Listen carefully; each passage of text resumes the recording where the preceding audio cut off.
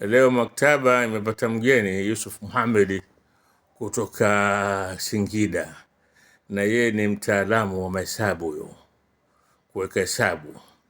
Sasa leo kanitembelea hapa maktaba na kanishangaza kitu. Anasema siku ya kwanza kanisikia, ataendelea mwenyewe. Hebu jitambulishe Sheikh Yusuf. Shukrani sana. Kwa majina mimi naitwa Yusufu Mohamed. Yusufu ni mwenyeji wa Singida. Kwa ufupi mimi utambulisho wangu ni hivyo, na kiufupi katika background yangu ya elimu nimesomea chuo cha uhasibu Arusha, masuala ya insurance. Kwa hiyo hapo utambulisho wangu nafikiri kwa sasa hivi nipo Dar es Salaam hapa kwa ajili ya harakati na nahusika na masuala ya Baitul Mali. Hebu niambie, unasema vipi mara ya kwanza umenisikia mimi?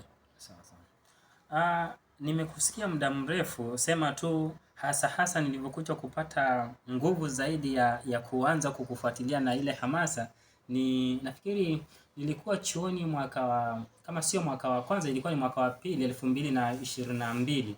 Nilikuwa niko nyumbani Singida, natoka Singida vijijini pale naenda Singida mjini.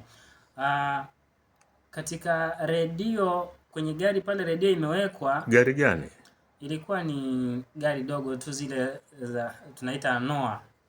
Kwa kule vijijini ndo zinatumika sana. Sasa ameweka redio imeongezwa. Kuna maana kama daladala hivi? Kama daladala ndio. Sahihi. Sasa imeongezwa sauti pale tunasikia. Nilikuwa nakaribia kufika Singida mjini. Radio Deutsche Welle kama sikosei. Imewekwa pale mahojiano, nafikiri ilikuwa ni kuhusiana, ulikuwa unahojiwa kuhusiana na mazungumzo kuhusiana na mapinduzi ya Zanzibar. Sasa katika kuhojiwa pale ukawa unakaribishwa katika kutoa evidence zako ambazo unazifahamu. Ukawa unasema kwamba katika huu muungano mbona kama vile kuna historia fulani, ukweli ambao unafichwa hivi kuhusiana na hawa watu wa Zanzibar na kuhusiana na huu muungano. Sasa kutoka pale yale maneno, wakati naendelea kusikiliza redio, yale matangazo, redio sijui ilipata nini ikawa yamefichwa yamekatizwa yale matangazo. Nikapata hamu, nikasema ngoja nitatafuta mbinu niweze kuyapata ule muendelezo wa kile ambacho ulikuwa nakisema. Kweli nilikuja kuingia YouTube baada ya siku 2-3 nikayapata yale matangazo, ikawa mwanzo wa kukutafuta pia.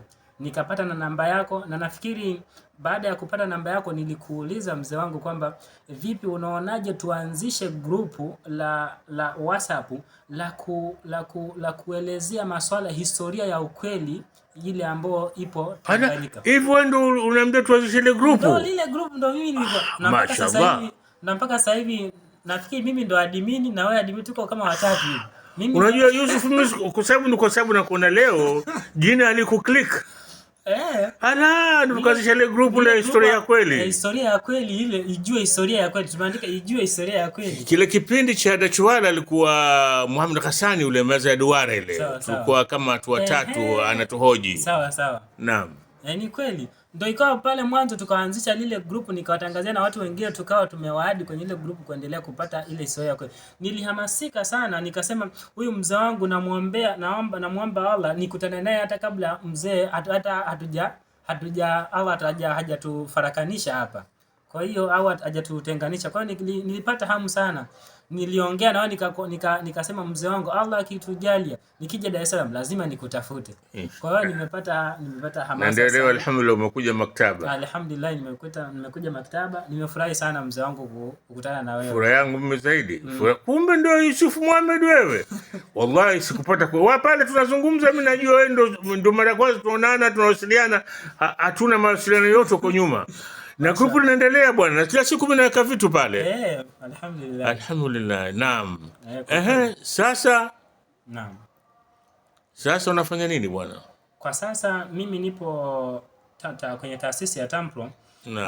Ni afisa mtendaji Baitul Mali ambao wanahusika, ni taasisi ambao hii ni Baitul Mali ipo chini ya Tampro pamoja na Hayatul Ulama. ambao huu ni mfuko huko chini ya hizi taasisi mbili ambao unahusika na kukusanya na kugawa zaka hapa nchini Tanzania.